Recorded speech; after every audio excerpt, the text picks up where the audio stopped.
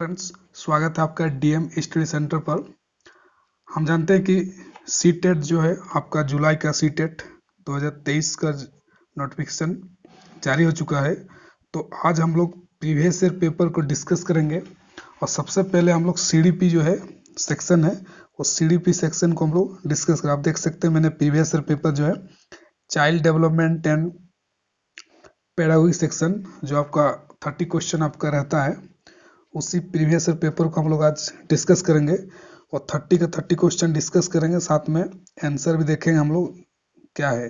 और मैंने आपको इसके पहले वीडियो में बताया है कि प्रीवियस ईयर पेपर बहुत ही इंपॉर्टेंट है, आपको प्रीवियस ईयर पेपर जरूर देखने चाहिए, प्रैक्टिस जरूर करनी चाहिए ताकि आपको एक आइडिया लगे कि किस तरह का क्वेश्चन पूछता है और ताकि आप एग्जाम हॉल में स्ट्रेस फील ना करें। तो चलिए शुरू करते हैं हम लोग क्या कुछ प्रीवियस ईयर क्वेश्चन में है। सबसे पहले पहला क्वेश्चन हम लोग देखते हैं। आप देख सकते हैं जो पहला क्वेश्चन है आपका ये, after getting hurt during a play activity Rohan started crying, seeing this his father responded don't behave like girls, boys don't cry, this statement by the father. यहाँ पर हिंदी में भी दिया हुआ है, आप हिंदी में भी देख सकते हैं कि एक खेल क्रिया के दौरान चोट लगने पर रोहन रोने लगा तो उसके पिताजी उसको कहते हैं कि लड़कियों की तरह व्यवहार ना करो।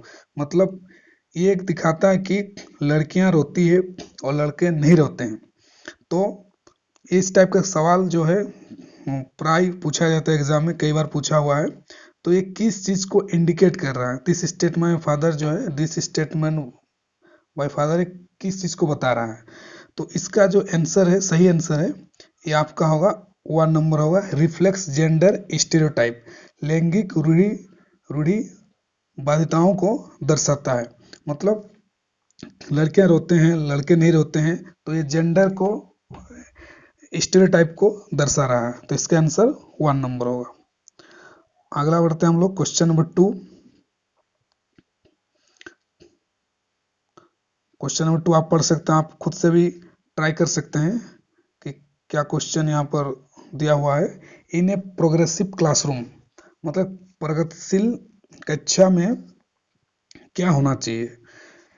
पहला ऑप्शन दिया ए teacher should follow fix curriculum, the emphasis should be on competition among student, मतलब कंपटीशन स्टूडेंट के अंदर होना चाहिए। फिर 3 number ample opportunity should be provided for construction knowledge, a student should B level on the basis of the academic score. तो इसका आप देख सकते हैं कि पहले जो ऑप्शन है ए teacher should follow fix curriculum, ये ऑप्शन गलत है। एक फिक्स करिकुलम कभी नहीं होता है, करिकुलम हमेशा फ्लेक्सिबल होना चाहिए, फ्लेक्सिबल होना चाहिए और स्टूडेंट के अकॉर्डिंग होना चाहिए। तो ये तो पहला ऑप्शन कट गया आपका। The emphasis should be on the competition among student, मतलब स्टूडेंट की कंपटीशन, ऐसे क्लासरूम बनाना चाहिए जिसमें स्टूडेंट का बीच कंपटीशन हो, तो ये भी रॉन्ग है। इसके बाद अगला हम ऑप्शन 3 देखते हैं, तो वो है आपका ample opportunity should be provided to construction of knowledge. हाँ, ये थोड़ा सही से लग रहा है।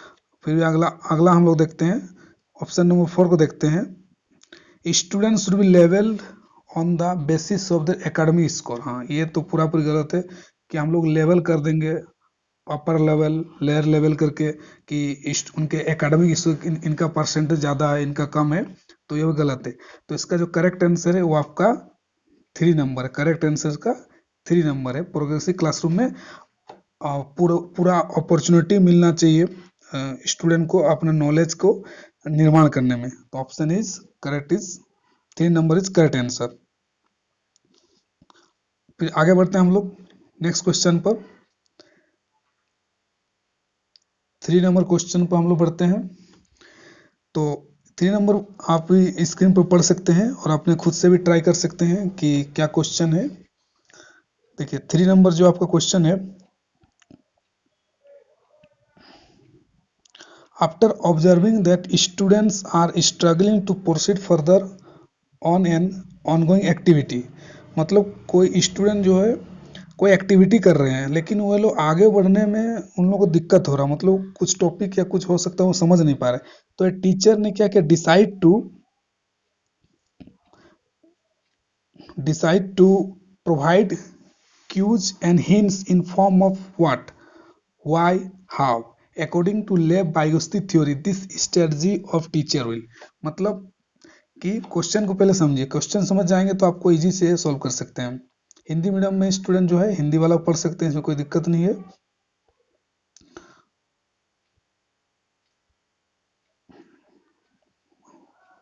देखिए, तो स्टूडेंट जो कुछ प्रॉब्लम फेस कर रहे हैं उसको कुछ निकालने के लिए, तो उस समय टीचर क्या करते हैं, कुछ उनको हिंट्स देते हैं। इस रूम में व्हाट के रूम में क्या, क्यों और कैसे, मतलब उस चीज को कैसे आप उस प्रॉब्लम को सॉल्व करने के लिए टीचर कुछ हिंट्स देते हैं। तो ये जो हिंट्स देने का जो प्रक्रिया है, according to Lev Vygotsky theory में, इस स्ट्रेटजी को क्या कहा जाता है, इस प्रक्रिया को, स्ट्रेटजी को, रणनीति को क्या कहा जाता है। तो ये जो रणनीति है, इसको, जो इसका करेक्ट आंसर है वो है आपका 2 नंबर। करेक्ट आंसर जो आपका है 2 नंबर है आपका, 2 number. Act as a scaffold for learning.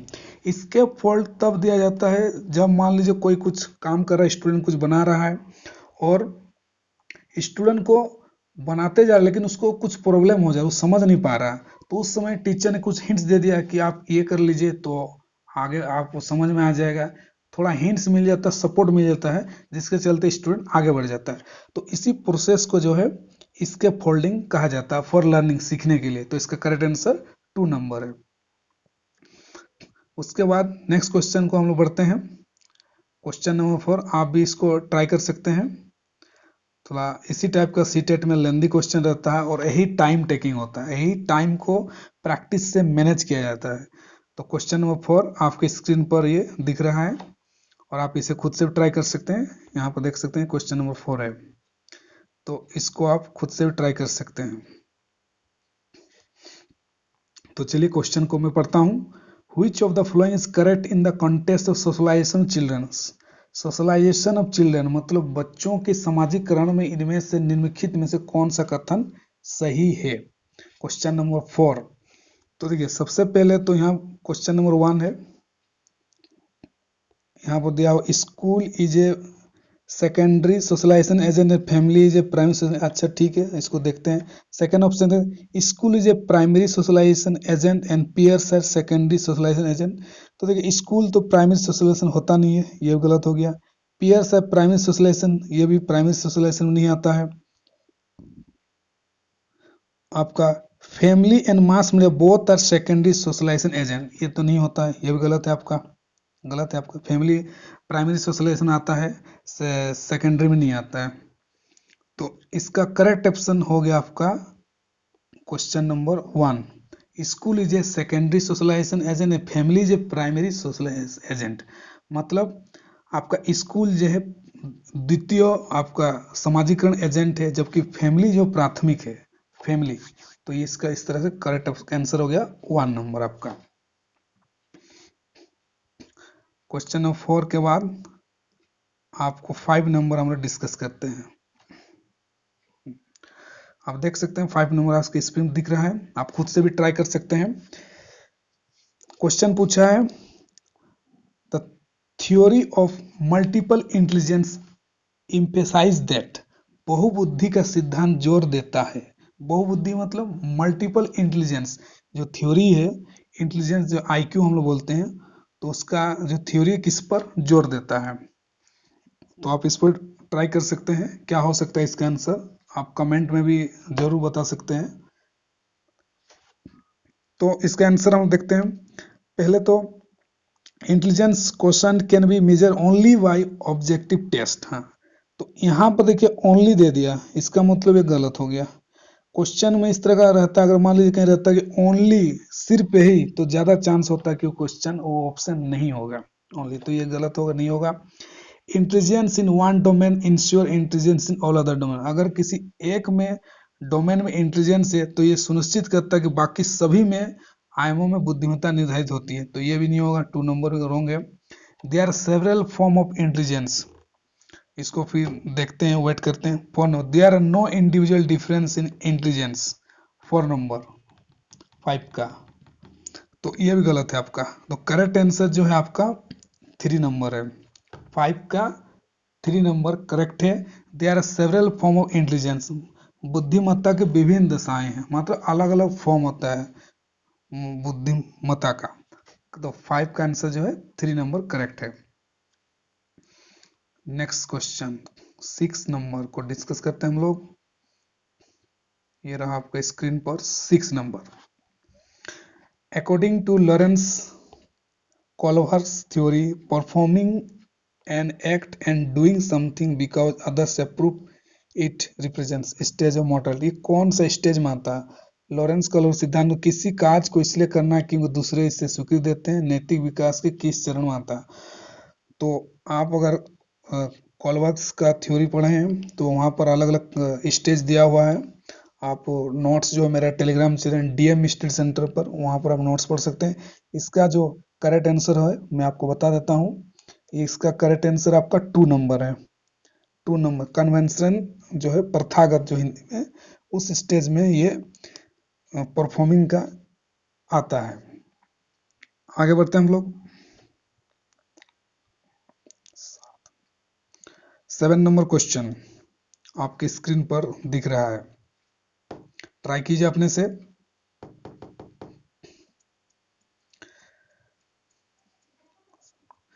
तो 7 का 1 को देखते हैं हम लोग। 7 नंबर का, लेव बायोस्टी socio culture perspective of learning emphasis importance of, मतलब लेव बायोस्टी का सामाजिक सांस्कृतिक परिचय अधिगम प्रक्रिया में किसका महत्व जोर देता है? तो लेव बायोस्टी जो सोशो कल्चरल, इसी पर ज्यादातर इसका बेस्ट रहता है। तो 7 का जो करेक्ट आंसर है आपका 1 नंबर, वो आपका कल्चरल टूल्स पर रहता है। कल्चरल मतलब सांस्कृतिक उपकरण, सांस्कृतिक चीजों पर इसका लेव बायोस्टी ज्यादा फोकस करते हैं।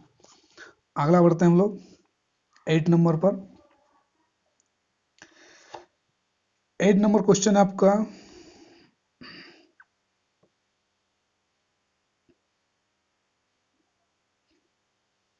थोड़ा सेट करता हूं मैं। इन इस theory of cognitive development, Jean पियाजे अपने संज्ञानात्मक विकास के सिद्धांत में, जीन पियाजे explain cognitive structure in term of, मतलब संज्ञानात्मक संरचनाओं को किन रूप में वो वर्णित करते हैं? 8 नंबर। तो इसका जो करेक्ट आंसर है 8 का, वो आपका 4 नंबर, स्कीमा के बेस्ट पर वो कॉग्निटिव डेवलपमेंट को एक्सप्लेन करते हैं जीन पियाजे। 8 का 4 नंबर स्कीमा होगा इसका आंसर। नेक्स्ट बढ़ते हैं 9 नंबर क्वेश्चन। 30 है तो थोड़ा जल्दी से करेंगे, काफी टाइम हो जाएगा। Question number 9, pre operation stage Jean पियाजे theory of cognitive development characteristic. Jean पियाजे के संज्ञानात्मक विकास के सिद्धांत में पूर्व संज्ञानात्मक अवस्था विकास का मुख्य गुण क्या होता है?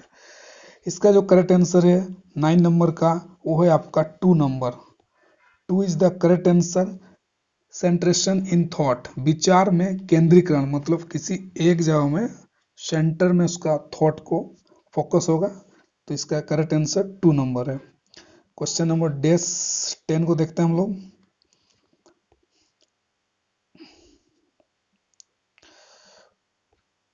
Which of the following statement current context development, development के कॉन्टेस्ट में इनमें से कौन सा 4 ऑप्शन में से कौन सा करेक्ट है? 10 नंबर में, डेवलपमेंट है सेम रेट ऑफ ग्रोथ, ये तो पहले ही गलत हो गया। सेम रेट ऑफ ग्रोथ कभी डेवलपमेंट होता ही नहीं है, एक ही रेट में नहीं रहेगा। कोई स्पीड और चाल तो नहीं है कि एक ही रेट में रहेगा, तो एक तो नहीं होगा। 10 का 1 गलत है। फिर 2 number, development occurs only through learning take place school, ये भी गलत हो गया। ओनली तो मैं पहले क्वेश्चन में बताया कि ओनली जो रहेगा ज्यादातर चांस है कि नहीं होने का, सिर्फ स्कूल में होता है डेवलपमेंट, ये भी गलत है। फिर 3 नंबर आपका, 3 नंबर है डेवलपमेंट अकर्स ओनली, फिर ओनली आया ड्यूरिंग द पीरियड चाइल्डहुड, सिर्फ बचपन के बाल्य अवस्था में ही आपका डेवलपमेंट होता है, ये भी आपका ऑप्शन गलत है। लास्ट ऑप्शन क्या है उसको देखते हैं हम लोग। डेवलपमेंट इज मल्टी डायमेंशन, हाँ ये करेक्ट ऑप्शन है आपका। डेवलपमेंट जो विकास है बहुआयामी है। डेवलपमेंट सिर्फ एक ही डायरेक्शन में, आपका अलग अलग सेक्टर हर में आपका डेवलपमेंट हो सकता है, हर चीज़ों में आप एक्सपर्ट हो सकते हैं, आप सिंगिंग में भी डेवलप कर सकते हैं, डांसिंग में भी डेवलप कर सकते हैं, अलग अलग विकास हो सकता है, पर्सनैलिटी में डेवलप हो सकता है, फिजिकल में डेवलप हो सकता है। तो इस तरह से इसका करेक्ट आंसर है 4 नंबर। आगे बढ़ते हैं हम लोग। नेक्स्ट क्वेश्चन है आपका 11 नंबर 11, स्क्रीन पर आपको दिख रहा है, आप खुद से भी ट्राई कर सकते हैं। पढ़िए क्वेश्चन को, अगर आप नोट्स पढ़ रहे हैं तो आपको कुछ ना कुछ जरूर आइडिया आएगा। एग्जाम में तो क्वेश्चन छोड़ना नहीं है, नेगेटिव मार्क नहीं रहता है, पूरा 150 to 150 आपको अटेंड करना है। तो 11 sequence of development among children from birth to adolescent, मतलब जन्म से किशोरावस्था बच्चों में विकास का क्रम क्या होता है, इसका जो करेक्ट आंसर है आपका 11 नंबर का, वो है 11 का 1, 11 का आपका 1 नंबर करेक्ट है। सेंसरी पहले कॉन्क्रीट फिर एब्स्ट्रैक्ट होता है 11 नंबर का। नेक्स्ट 12 नंबर क्वेश्चन को देखते हैं। Individual difference in progressive classroom should be treated at, एक प्रगतिशील कक्षा में व्यक्तिगत विभिन्नताओं को किस प्रकार देखा जाना चाहिए। Individual difference A hindrance in the process of learning, अधिगम की प्रक्रिया, सीखने की प्रक्रिया बाधक है, ये तो नहीं होगा, बाधक तो होगा नहीं, बाधक तो होने वाला नहीं है, ये गया 1 नंबर। उसके बाद देखते हैं हम लोग, ए failure on the part of teacher, teacher का फेलियर है, ये भी नहीं होगा। Criteria for making ability based group 3 number 12 का, ये भी गया आपका, ये भी नहीं होगा। 4 number important for planning of teaching learning process, हाँ ये this is the correct answer आपका, important planning of teaching learning process, ये टीचिंग लर्निंग प्रोसेस के लिए इम्पोर्टेंट है, परियोजना के लिए। आप हिंदी में देख सकते हैं, अध्यापन अधिगम प्रक्रिया परियोजना के लिए महत्वपूर्ण है, तो इसका करेक्ट आंसर है आपका 4 नंबर है। नेक्स्ट क्वेश्चन पर बढ़ते हैं। नेक्स्ट है आपका, स्क्रीन पर दिख रहा है, in an inclusive classroom emphasis should be on. Inclusive classroom मतलब समावेशी शिक्षा, मतलब हर तरह के, हर बैकग्राउंड के बच्चे, हर कास्ट के बच्चे, हर रिलीजन के बच्चे, चाहे वो डिसेबल हो, सब तरह के बच्चे मिल के जहाँ पढ़ते हैं वही इंक्लूसिव क्लासरूम होता है। तो इसका किस पर जोर होना चाहिए, परफॉर्मेंस ओरिएंटेड गोल्स 13 नंबर, तो ये तो नहीं, परफॉर्मेंस बेस्ड नहीं होना चाहिए। यूनिक डिफरेंट इंस्ट्रक्शन, ये भी नहीं होगा आपका। सेग्रीगेशन, अलग अलग करेंगे, वो तो नहीं होने वाला है। Providing opportunity aiming at maximizing potential individual children, तो ये करेक्ट है आपका 13 को 4 नंबर। प्रोवाइडिंग अपॉर्चुनिटी मतलब सबको मौका मिलना चाहिए, aiming at maximum potential of individual children, मतलब हर इंडिविजुअल का, आपका जो उनका पोटेंशियल, उनको बढ़ाने के लिए उसको प्रॉपर अपॉर्चुनिटी मिलना चाहिए। तो ये आपका 4 नंबर होगा 13 का। आगे बढ़ते हैं। ये काफ़ी इजी क्वेश्चन है, अगर आपने थोड़ा बहुत देखा होगा, आपने खुद से ट्राई कर सकते हैं। ये है आपका, according to right of person with disability act 2016 which of the following term appropriate to use, तो क्या वर्ड हमको यूज करना चाहिए, जो है आपका right of person with disability act के तहत, जो हैंडीकेप्ड लोगों के लिए। तो पहले देख हम लोग जैसे विकलांग कहते थे पहले, लेकिन अभी जो विकलांग वर्ड जो है चेंज हो गया है, दिव्यांग में हो गया है। तो इसका जो करेक्ट आंसर है 14 का, वो आपका 3 नंबर होगा। स्टूडेंट विद फिजिकल डिसेबिलिटी हम उसको कहेंगे, हैंडीकेप्ड स्टूडेंट, ये सब रिटार्ड स्टूडेंट, ये सब नहीं कहेंगे हम लोग। Correct answer is 3 number. आगे बढ़ते हैं। In order to address the need of students who are facing learning difficulty, a teacher should not, इस तरह का क्वेश्चन को आपको ध्यान देने की जरूरत है। जो लिखा रहता है शुड नॉट, नहीं करना चाहिए। अधिगम कठिनाई को जूझते छात्रों को जरूरत को समझ करते हुए एक अध्यापक को क्या नहीं करना चाहिए, नहीं करना चाहिए 15 नंबर। तो use multiple audio visual aids, audio visual add use नहीं करना चाहिए, ये तो गलत है। ऑडियो वीडियो यूज करना चाहिए, ताकि बच्चों में क्या, वो आपका देख के भी सुन के भी सीखेंगे, ये तो करेक्ट है आपका, ये नहीं होगा। नहीं करना चाहिए, नोट कहाँ है। तो आपका यूज कंस्ट्रक्टिव पेडागोजिकल अप्रोच, ये भी तो कंस्ट्रक्टिव पेडागोजी अप्रोच करना चाहिए, करेक्ट है आपका। डू इंडिविजुअल एजुकेशनल प्लानिंग, हाँ ये भी आपका करेक्ट है, 15 नंबर का, ये भी करेक्ट है। अगर मान लीजिए कोई बच्चा बहुत कमजोर है तो आपको इंडिविजुअल अकेले में भी उसको थोड़ा बहुत तो पढ़ाने का उसको ट्राई करना चाहिए। प्रैक्टिस रिजिड स्ट्रक्चर पर पेडागोजी नेशनल, रिजिड ये जो है ये नहीं होना चाहिए, रिजिड स्ट्रक्चर नहीं होना चाहिए, कठोर नहीं होना चाहिए, जटिल नहीं होना चाहिए। तो 4 इज द करेक्ट आंसर इसका होगा जो नोट के अंदर है।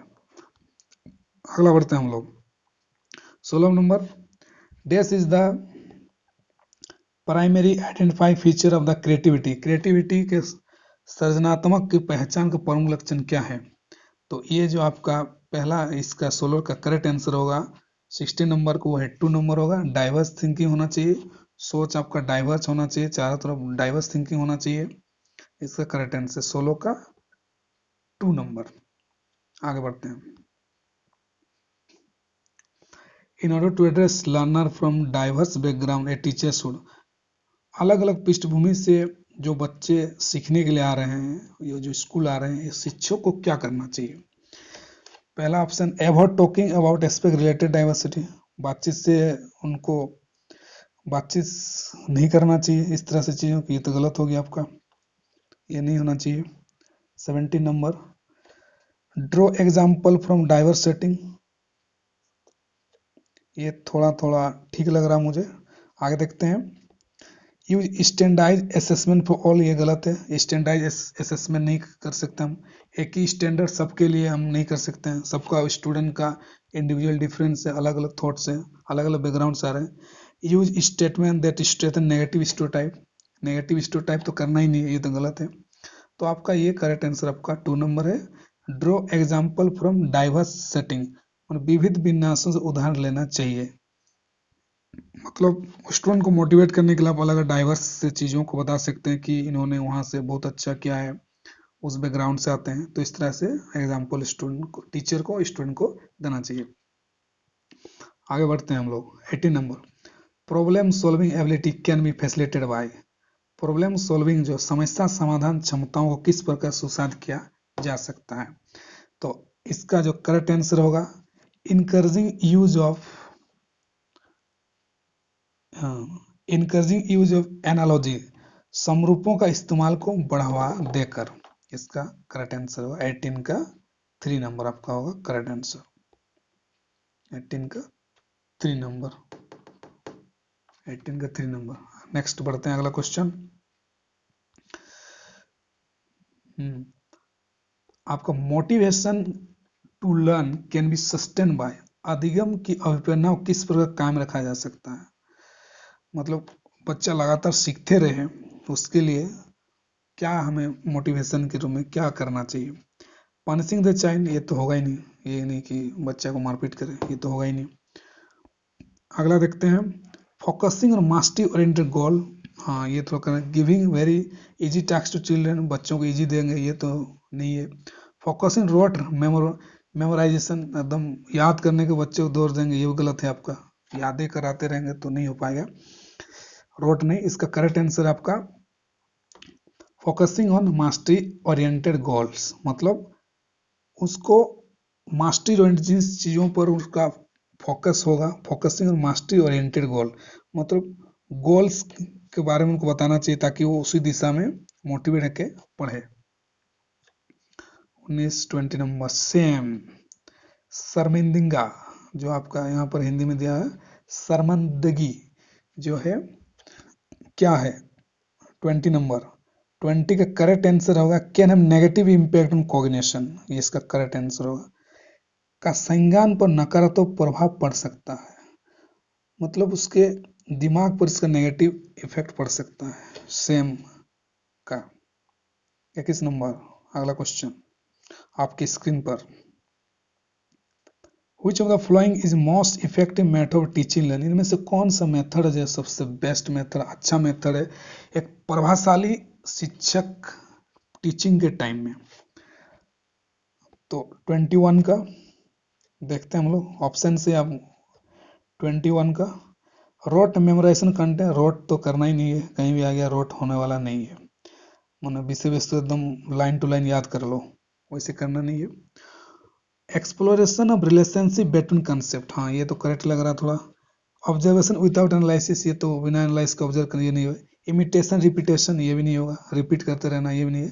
तो correct answer is exploration of relationship between concept, मतलब संकलों के संबंध खोजना, मतलब कनेक्ट करते आप चीज़ों को पढ़ाए जाए ताकि बच्चे को कंसेप्ट ज़्यादा समझ में आए। तो करेक्ट आंसर इज 2। अगला नेक्स्ट पर बढ़ते हैं हम लोग।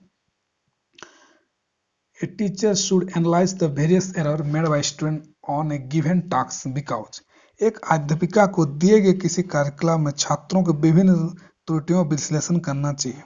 मतलब टीचर ने कोई एक्टिविटी दिया है और उनको स्टूडेंट को, टीचर को उनके जो क्या गलती हो रही, एरर क्या करें, उसका विश्लेषण करना चाहिए, मतलब उसको देखना चाहिए, एनालाइज करना चाहिए कि क्यों गलती है, तो इसका क्या करेक्ट होगा 22 का। तो she can decide degree of punishment, ये तो पनिशमेंट फिर से नहीं होगा। Understanding error are meaningful in the teaching, correct लगेगा। She can segregate those who have made more error, segregate तो करना ही नहीं है, कौन गलती करा कौन सही करा, ये तो नहीं होगा। Learning is solely based on correction of error, सिर्फ करेक्ट एरर को सही करके ही लर्निंग सिखाया जा सकता है, ये भी आपका गलत है 4 नंबर। तो correct is answer 2 number. Understanding error, गलतियों को समझना है। Meaningful in the teaching learning process, पढ़ाने के क्रम में गलतियों को समझना है कि कहाँ पर गलती कर रहे हैं, क्यों गलती कर रहे हैं, उसी के आधार पर उनको एक टीचर को पढ़ाना चाहिए। Next question 23, it is difficult for children to learn, ये बहुत ही कठिन होता है एक बच्चों के लिए सीखना। टू लर्न, कब कब होता है ऐसा? 23 नंबर, कब कठिन हो जाता है बच्चों को सीखने के लिए? तो one information is present and discounted chunk, हाँ ये तो लग रहा थोड़ा। अगला देखते हैं, दे आर इंटरेस्टिंग मोटिवेटेड, जब मोटिवेट रहेगा तब तो बच्चा सीखेगा, ये तो करेक्ट है। लर्निंग इज सोशली कॉन्टेक्सचुअलाइज, तो आपका 3 नंबर ये भी तो सही लग रहा है। Content is represent through multiple, हाँ ये तो मल्टीपल में तो बच्चा सीखेगा ही, तो ये होगा आपका 1 नंबर। इंफॉर्मेशन इज प्रेजेंट है, जब हम किसी सूचना को कुछ बताते हैं टुकड़ों के फॉर्म, अलग अलग फॉर्म में बताएंगे टुकड़ों में, तो बच्चों को सीखने में दिक्कत होगा। तो 23 का 1 number. 24, best state of learning, कौन सा स्टेट अवस्था जो सीखने का सबसे अच्छा है? 24 नंबर आपके स्क्रीन पर। 24 का हम लोग देखते हैं, हाई अराउजल, हाई फियर, उच्च उत्तेजना, उच्च भय, ये तो होगा नहीं, हाई फियर से कैसे सीखेगा, हाई फियर तो होने वाला है ही नहीं। 24, तो 24 का करेक्ट आंसर होगा 3 नंबर आपका। Moderate arousal, no fear, fear नहीं होना चाहिए और मॉडरेट होना चाहिए, संतुलित उत्तेजना और कोई फियर नहीं होना चाहिए, तभी बच्चा अच्छा से सीखेगा। 25 number, constructivist view of learning suggests that children dash construction of their own knowledge, अधिगम का संरचनात्मक विचार का यह सुझाव देता है ज्ञान की संरचना में क्या भूमिका होता है, ज्ञान की संरचना। 25 नंबर, तो ज्ञान कंस्ट्रक्टिविस्ट मानते हैं कि लर्निंग चिल्ड्रन जो है कंस्ट्रक्ट करते हैं नॉलेज का, ये इंपॉर्टेंट है आपका, ये आंसर है आपका 25 का है 3 number. 3 number, play an active role, बच्चे सक्रिय भूमिका निभाते हैं, बच्चे उस प्रोसेस में सक्रिय माने एक्टिव रोल प्ले करते हैं नॉलेज को कंस्ट्रक्ट करने में। 26 number, which of the following belief is good for learning, अधिगम के लिए निम्न में से कौन सा धारणा उपयुक्त है, अधिगम के सीखने के लिए कौन सा धारणा उपयुक्त है? तो आपका एबिलिटी टू इम्प्रूव, ये सही लग रहा है। एबिलिटी इज फिक्स, फिक्स नहीं होना चाहिए। एफर्ट डोंट मेक डिफरेंस, ये तो नहीं होगा। फेलियर इज अनकंट्रोल, ये नहीं है। एबिलिटी इज इम्प्रूवेबल, करेक्ट आंसर आपका 1 होगा। Next 27 number, conceptual understanding among student is likely to improve in the setting which emphasis on, निम्न में कौन सा परिपाटी विद्यार्थियों में संकल्पात्मक समझ में बढ़ोतरी करने में सहायक है, मतलब कॉन्सेप्ट को समझने के लिए कौन सा आपका परिपाटी जो है improve in the setting the emphasis, जोर दिया जाता है। 27 नंबर इंक्वायरी एंड, इसका आंसर है इंक्वायरी एंड डायलॉग। इंक्वायरी मन पूछताछ, डायलॉग मन बातचीत। ये जो है आपका संकलात्मक मतलब कॉन्सेप्ट को पढ़ाने में हेल्पफुल होता है। अगला क्वेश्चन, ड्यूरिंग ए टास्क, एक काम के दौरान Saina is talking to herself, Saina खुद से बात कर रही है। Ways he can proceed on the task, वो किस तरह से आगे काज को प्रगति कर सकती है। तो लेव, अकॉर्डिंग टू लेव बायोस्टी आइडिया में, लैंग्वेज में, इसका एक प्राइवेट स्किल्स का क्या साइन है।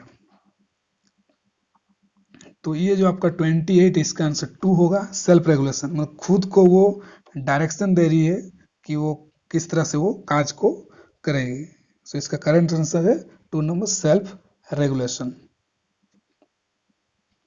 29 number, evaluation practice should aim at, जो मूल्यांकन का पद्धति का लक्ष्य क्या होना चाहिए। मतलब इवोल्यूशन हम जो करते हैं, जो कॉपी इवोल्यूट करते हैं, तो उसका क्या एम होना चाहिए, लक्ष्य क्या होना चाहिए। लेवलिंग ऑफ स्टूडेंट, लेवलिंग तो करना ही नहीं है, नामांकित ये तो होना नहीं है। Segregation of student for ability base, ये तो सेग्रेट करना ही नहीं है। Identify student needs and requirement, हाँ ये थोड़ा करेक्ट लग रहा है। 3 नंबर। अगला ऑप्शन पढ़ते हैं, identification high achiever for prize, prize distribution तो करना ही नहीं है, काहे का प्राइज करेगा अभी, लड़का पढ़ पा नहीं आ रहा। तो इसका जो आपका करेक्ट होगा, ये आपका 3 नंबर होगा। Identifying student needs and requirement, मतलब बच्चों की जरूरत क्या है और क्या रिक्वायरमेंट है, उस हिसाब से हमें इवोल्यूशन को करना चाहिए। और ये आपका आज के सेशन का लास्ट क्वेश्चन है, आपकी स्क्रीन पर दिख रहा है। खुद से पहले ट्राई कीजिए, नहीं तो फिर मैं आपको इस पर डिस्कस करता हूं। चलिए, individual difference in development of children can be attribute to, Hindi में पढ़ लेते हैं, बच्चों के विकास की व्यक्तिगत विभिन्नताओं को किस पर प्रतिरूपित किया जा सकता है। तो इसमें हमको इसको सीधा इसको समझ सकते हैं कि इंडिविजुअल डिफरेंस में क्या चीज रोल प्ले करता है। सिर्फ हेरिडिटी प्ले करता है, ये तो गलत है। इन्वायरमेंट सिर्फ करता है, ये भी गलत है। नाइदर हेरिडिटी नॉर इन्वायरमेंट, दोनों में से कोई नहीं करता, ये भी गलत है आपका। तो करेक्ट आंसर इसका 4 नंबर है। किसी के इंडिविजुअल व्यक्तिगत विभिन्नता में आपका हेरिडिटी, जो आपका वंशानुगत, प्लस आपका इन्वायरमेंट, दोनों रोल प्ले करता है। तो इस तरह से हम लोगों ने आज 30 क्वेश्चन को डिस्कस कर लिया है, और आपको इसका पीडीएफ डीएमएस सेंटर पर मिल जाएगा। इसी तरह नेक्स्ट वीडियो में फिर से मैं सीडीपी का डिस्कस करूंगा, और आप प्रैक्टिस करते रहिए। और आप इस चैनल पर नए हैं तो डीएम स्टडी सेंटर को सब्सक्राइब कर लीजिए। मिलते हैं किसी और वीडियो के साथ। Thank you so much.